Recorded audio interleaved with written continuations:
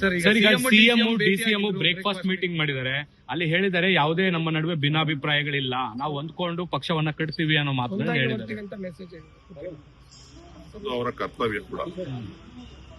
ಯಾಕಂತಂದ್ರೆ ರಾಜ್ಯದ ಜನರಿಗೆ ಮಾತು ಕೊಟ್ಟಿದ್ದಾರೆ, ಆ ಮಾತಿನಂತೆ ನಡೆಸಬೇಕಾಗಿರುವಂತದ್ದು ಅವ್ರ ಕರ್ತವ್ಯ ಆಗಿದೆ. ಮುಖ್ಯಮಂತ್ರಿಗಳು ಉಪಮುಖ್ಯಮಂತ್ರಿಗಳು ಅದನ್ನ ಈಡೇರಿಸ್ತಾರೆ ಅಂತಕ್ಕಂಥ ಭರವಸೆ ನನಗಿದೆ.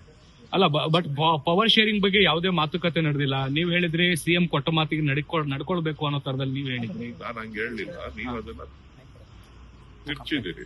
ಹೇಳಿದ್ದು ಬೇರೆ ತರ, ನೀವು ಮಾತಾಡಿದ್ದು ಬೇರೆ ತರ. ಆದ್ರೂ ಕೂಡ ಇವತ್ತು ಮುಖ್ಯಮಂತ್ರಿಗಳು ಮತ್ತು ಉಪಮುಖ್ಯಮಂತ್ರಿಗಳು ಇಬ್ರು ಕೂಡ ಸ್ಪಷ್ಟನೆ ಕೊಟ್ಟಿರೋದ್ರಿಂದ ಅದ್ರ ಬಗ್ಗೆ ಮತ್ತೆ ಚರ್ಚೆ ಮಾಡೋದು ಅವಶ್ಯಕತೆ. ಅಂದ್ರೆ ಪವರ್ ಶೇರಿಂಗ್ ಕಾನ್ಸೆಪ್ಟ್ ಇಲ್ಲ ಅಂತೀರಾ ಸರ್? ಅಲ್ಲ, ನಾನು ಹೇಳ್ತಾ ಇದ್ದೀನಲ್ಲ, ಈಗ ಅವರಿಬ್ಬರೇ ನಾಯಕರುಗಳು ಅವರ ಸ್ವತಃ ಬಾಯಿಂದನೇ ನಿಮ್ಮ ಮಾಧ್ಯಮಗಳನ್ನ ಉದ್ದೇಶಿಸಿ ಮಾತಾಡಿರೋದ್ರಿಂದ ಮತ್ತೊಬ್ರು ಅದ್ರ ಬಗ್ಗೆ ಮಾತಾಡಿದ್ರೆ ಅದಕ್ಕೆ ಹೆಚ್ಚಿನ ಅರ್ಥ ಬರೋದಿಲ್ಲ. ಅಲ್ಲ ಸರ್, ನಿನ್ನೆ ಹಿಂದಿನ ದಿನ ಮಾತಾಡಿದ್ರು, ಸೋನಿಯಾ ಗಾಂಧಿ ಅವರ ತ್ಯಾಗದ ಬಗ್ಗೆ ಮಾತಾಡಿ ಪ್ರಸ್ತಾಪ ಮಾಡಿದ್ರು ಡಿಸಿಎಂ ಅವರು. ಅದು ಸಿಎಂ ಸಮ್ಮುಖದಲ್ಲೇ ಮಾಡಿದ್ರು. ಅಂದ್ರೆ ಇದರ ಅರ್ಥ ಮೆಸೇಜ್ ಏನು ಅಲ್ಲ. ಶಿವಕುಮಾರ್ ಅವರು ಪ್ರತಿಯೊಂದು ಹಂತದಲ್ಲೂ ಕೂಡ ಗಾಂಧಿ ಕುಟುಂಬದ ತ್ಯಾಗ ಮತ್ತು ಬಲಿದಾನದ ವಿಚಾರಗಳನ್ನು ಎಲ್ಲ ಸಂದರ್ಭಗಳಲ್ಲೂ ಕೂಡ ಹೇಳ್ತಾ ಇರ್ತಾರೆ. ಇದು ಒಂದೇ ಸಂದರ್ಭ ಅಲ್ಲ.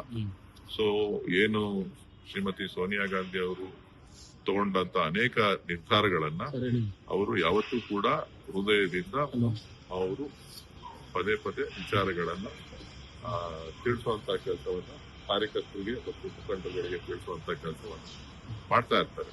ಅದು ಹೊಸದಲ್ಲ.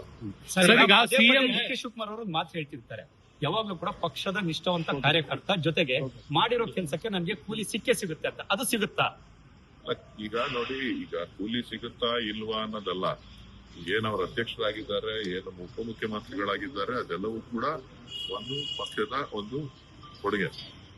ಸೊ ಹಾಗಾಗಿ ಅದ್ರ ಬಗ್ಗೆ ಮತ್ತೆ ಮಾತಾಡೋದ್ರಲ್ಲಿ ಅರ್ಥ ಈಗಿಂತ ಗೊಂದಲಗಳು ನಿವಾರಣೆ ಆಗಿದ್ವು ಅಂತ ಸರ್. ಈಗ ಗೊಂದಲಗಳು ಏನಿದ್ವು ಅದಕ್ಕೆಲ್ಲ ತೆರೆ ಬೀಳುವಂತ ಪ್ರಯತ್ನ ಗೊಂದಲಗಳಿಗೆ ತೆರೆ ಎಳೆಯುವ ಪ್ರಯತ್ನವನ್ನ ಉಪಮುಖ್ಯಮಂತ್ರಿಗಳು ಮುಖ್ಯಮಂತ್ರಿಗಳಿಗೂ ಸೇರಿ ಮಾಡಿದ್ದಾರೆ, ಸ್ಪಷ್ಟನೆಯನ್ನ ಕೊಟ್ಟಿದ್ದಾರೆ. ಅದನ್ನ ವರಿಷ್ಠರು ಇನ್ನೂ ಹೆಚ್ಚಿನ ಏನಾರ ಇತ್ತು ಅಂದ್ರೆ ಅದನ್ನ ಬಗೆಹರಿಸ್ತಾರೆ.